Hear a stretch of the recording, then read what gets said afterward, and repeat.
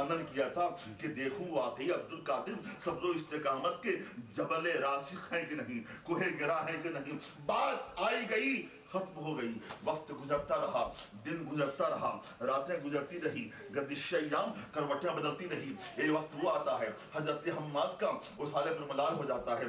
हजरत हम्माद दुनिया को खैर बात कह देते हैं। आपका जनाजा पढ़ने के बाद में तदफीन अमल में आती है।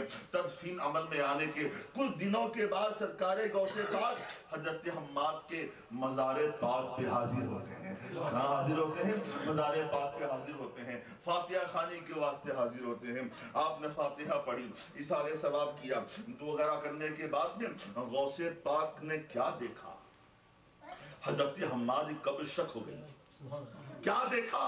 हजरत हम्माद शानदार लिबास पहने हुए हैं, शानदार हुल्ला पहने हुए हैं और आपके बदन पाक से खुशबू की लहरें दौड़ रही हैं, मगर आपकी मान, आपकी आंखें देखकर खीरा हो जाती हैं कि हजरत हम्माद का पूरा बदन सालिम है, शानदार लिबास पहने हैं, खुशबू ही खुशबू है, मगर हजरत हम्माद का दाहिना हाथ गायब है, दाहिना हाथ ही नहीं है। आप परेशान हो जाते हैं, हुजूर क्या मामला है? आपके जिस्म के सारे आधा सलामत हैं, शानदार लिबास पहने हुए हैं, शानदार हवाएं आ रही हैं, खुशबू फैली हुई है, सरकारे वाला तबार, आपका दाया हाथ कहाँ गया? दाया हाथ किधर गया? हजरत हम्माद अश्कबार अंदाज से फरमाते हैं, अब्दुल कादिर क्या बताऊं, उस दिन मैंने इम्तिहानन, मैं तुम्हारा उस्ताद भी तो था, मैंने इम्तिहानन, मैंने अपने दाएं हाथ से तुम्हें धक्का दिया था, नदी में डाल दिया था, इम्तिहान करने के लिए, ये जानने के लिए कि वाकई मानो में तुम सब्र इस्तिकामत के पहाड़ों के नहीं हो। खुदा बंदे कुद्दूस को ये भी नहीं गवारा हुआ तो मेरे खुदा ने मेरे दाएं हाथ को काट डाला है, दाएं हाथ को काट डाला है। अब्दुल कादिर तुम अल्लाह की बारगाह में दुआ करो ताकि मेरा हाथ वापस आ जाए। गौसे पाक फरमाते हैं, मैंने दुआ की, फिर क्या देखा? हजरत हम्माद का दाया हाथ वापस आ जाता है। मोहतरम दोस्तों, मैं अर्ज करना चाहूंगा, वो हदीस पाक है ना, हदीस कुस्सी है ना, मेरा खुदा फरमाता है, मन आद अली वलियन फकत आरज़ु लिल हर्ब, जो मेरे किसी दुश्मनी वली से करता है उसके लिए मेरी जानिब से ऐलाने जंग है। खुदावंद कुद्दूस ने ऐलाने जंग किया है उसके साथ जो उसके वली से दुश्मनी करता है। मैं कहता हूँ हजरत हम्माद उस्ताद थे गौसे पाक के, उस्ताद का इतना तो हक होता है ना, अपने शागिर्द का इम्तिहान ले सकता है, मगर खुदावंद कुद्दूस को ये भी नहीं गवारा हुआ। तो मोहतरम, हम आप किस खेत की मूली है जो अल्लाह का बंदा गौसे पाक की यहानतें करता है, दुश्मनी उनसे करता है, तौहीन करता है, बताओ उसका अंजाम क्या होगा? उसका अंजाम क्या होगा? गौसे आजम वलियों के सरदार है, आम वली से दुश्मनी को खुदावंद कुद्दूस ने अपनी जानिब से ऐलाने जंग करार दिया है। और मेरा खुदा हर वली के लिए फरमाता है, मैं उसकी आंखें बन जाता हूँ, ज़बान बन जाता हूँ, कान बन जाता हूँ। मेरा गौस सिर्फ वली नहीं है, वलियों का सरदार है, वलियों का बादशाह है, वलियों का शानशाह है, वलियों के सईद है। अब मुझे बताओ उनकी आंखों का क्या आलम होगा, उनकी समात का आलम क्या होगा, उनकी जबान का क्या आलम होगा, उनके मुकद्दस हाथों का आलम क्या होगा? अरे कभी तो गौसे पाक की बारगाह में वो मुरीद आया था, रोता हुआ आया था, अश्कबार आया था, नमदीदा आया था, गमनाको अलमनाको आबदीदा आया था, सरकार कद हलक हो, मैं तबाह हो गया, मैं बर्बाद हो गया। बोलो क्या हुआ सरकार, क्या बताऊं? कहने में शर्म आती है, नदामत हायल हो जाती है। शर्म मत करो, नादी मत हो, बोलो मामला क्या है, परेशान क्यों? का सरकार बर्बाद हो गया, तबाह हो गया, बोलो सही हुआ क्या? हुजूर शर्म आती है, शर्म मत कर, बोल हुआ क्या? का सरकार क्या बताऊं, हुआ ऐसा, कल रात में 70 बार मोहतलिम हुआ, 70 बार मोहतलिम हुआ। मैंने रात में ख्वाब के आलम में 70 औरतों से मुंह काला किया।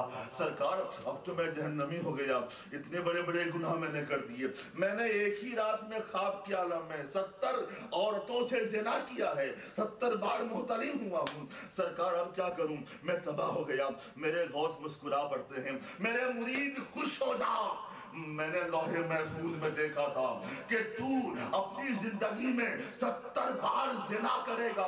میں نے سوچا جو میرا مرید ہو، میرا نام لیوا ہو، میرا چاہنے والا ہو، میرا ماننے والا ہو، میرا متوسل ہو، میرا متعلق ہو، میرا مرید ہو، وہ زانی کیسے بن سکتا ہے؟ اتنا بڑا پاپی کیسے بن سکتا ہے؟ جو زندگی میں واقع میں ہونا تھا میں نے خداوند قدوس سے عرض کر کے خواب میں بدل دیا۔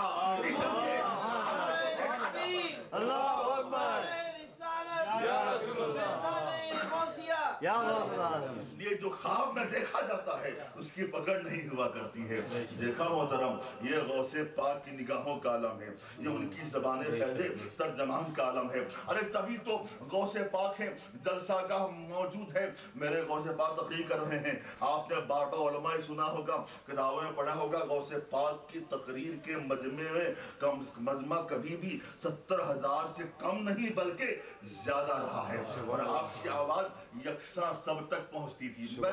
ساری باتیں آپ نے سنی ہیں، غوث اعظم ہیں، تقریر فرما رہے ہیں، خطاب نایاب سے لوگوں کو نواز رہے ہیں۔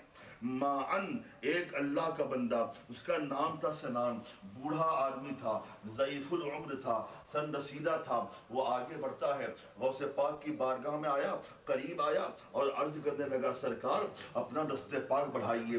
غوث پاک نے دست پاک بڑھا دیا۔ اس اللہ کے بندے نے ہاتھ پہ ہاتھ رکھا، اس کے بعد کہا، حضور مجھے کلمہ پڑھائیے اور مجھے مسلمان بنا دیجیے۔ غوث پاک نے کلمہ پڑھوایا، مسلمان بن گیا، مشرف با اسلام ہو گیا، اسلام کے صاحبہ میں آ گیا۔ غوث پاک نے پوچھا، تو ہے کون؟ کیا معاملہ ہے؟ کہاں سے آیا؟ کہا، سرکار رہنے والا یمن کا ہوں، میرا نام سنان ہے، میں بہت پرانا عیسائی ہوں، میں عیسائیوں کا پادری ہوں، میں عیسائیوں کا مونک رہا ہوں، بہت بڑا عیسائی ہوں، میں نے انجیل کا مطالعہ کیا ہے، بڑی بڑی کتابوں کا مطالعہ کیا ہے، مگر میں نے دیکھا، میں نے سمجھا کہ واقعی معنوں میں اسلام صحیح مذہب ہے۔ معاملہ ایسا ہوا، میں نے سوچا کہ میں کون سے مذہب کو اختیار کروں۔ ایک بار ایسا ہوا کہ میں سو رہا تھا، میرا وقت بیدار ہوتا ہے، قسمت کے تارے مسکراتے ہیں، سرکار عیسیٰ علیہ السلام میرے خواب میں تشریف لاتے ہیں اور فرماتے ہیں، سنان تو مسلمان کیوں نہیں ہو جاتا ہے؟ اسلام ہی صحیح مذہب ہے، لہذا تو مسلمان ہو جا۔ تو میں نے عرض کی، حضور مسلمان کس کے ہاتھ پہ ہوگا؟ میری تمنا یہ ہے ایسے شخص کے ہاتھ پر ہاتھ دے کر اسلام قبول کروں جو یکتائے روزگار ہو، جو اپنے وقت کا بے مثال ہو، جو بے نظیر ہو، فقید المثال ہو، سب سے بڑا متقی ہو، سب سے بڑا تقوی شعار ہو، سب سے بڑا زہد و ورع کا شہسوار ہو۔ میں اس بندی تلاش میں تھا۔ عیسیٰ علیہ السلام نے فرمایا، سنان دیر مت کر، بغداد کی دھرتی میں چلا جا، عبد القادر جیلانی اپنے وقت کے ہی نہیں بلکہ قیامت تک سب سے بڑے متقی ہیں، سب سے بڑے مقدار ہیں، سب سے بڑے ولی ہیں، ان کے ہاتھ پہ ہاتھ دے کر مشرف با اسلام ہو جا۔ اس لیے حضور آج میں اسلام قبول کر رہا ہوں۔ محترم، وقت عشاء ہوا چاہتا ہے، اب میں اخیر میں آپ کو فقہ کا مسئلہ بتانے کے بعد میں تقریر ختم کرنا چاہوں گا۔ حضرت شیخ الاسلام علامہ سید محمد مدنی میاں قبلہ بڑی پیاری مثال دیتے ہیں فقہ کی روشنی میں۔ میں چاہتا ہوں اس مثال کو اپنے انداز سمجھا کر آپ کے ذہن پر بات بٹھا دوں۔ ذرا محبت درود پاک پڑھ لیجیے، اللہم صلی علی سیدنا محمد وعلی آلہ وصحبہ وبارک وسلم، صلاۃ و سلام علیک یا سیدی یا رسول اللہ صلی اللہ تعالی علیہ وآلہ وسلم۔ فقہ کا مسئلہ یہ ہے، ایک ہے کتاب البیوع، بیع و شرع کا قانون، کیسے سامان بیچا جائے، کیسے خریدا جائے، اس کے قوانین کو بولتے ہیں کتاب البیوع، باب البیوع۔ اس میں لکھا یہ ہے، اگر کوئی بائع ہے، بیچنے والا ہے، تاجر ہے، سامان بیچنے والا ہے، تو قانون یہ ہے جو اس سے سامان خریدے گا، خریدنے کے بعد سامان گھر لے کر جائے اور سامان چیک کرے، اگر سامان میں کچھ اچھے سامان ہے اور کچھ خراب سامان ہے۔ بطور مثال سمجھیں، آپ نے کسی سے ایک بوری آلو کی ایک بوری خرید لی، گھر لے کر گئے، قیمت چکا دی، گھر گئے، بوری کھولی تو کیا دیکھا؟ آلو کی بوری میں آدھے آلو اچھے ہیں، آدھے آلو خراب ہیں۔ اب فقہ کا قانون یہ ہے، اب تم اگر چاہو گے کہ ہم اچھے آلو رکھ لیں اور خراب آلو واپس کر کے قیمت واپس لے لیں، ایسا نہیں ہوگا۔ قانون فقہ کا یہ ہے، اگر تم نے بوری کھولی دیکھا آدھے آلو اچھے ہیں آدھے آلو خراب ہیں، اور طریقہ کار یہ ہے، اصول و ضابطہ یہ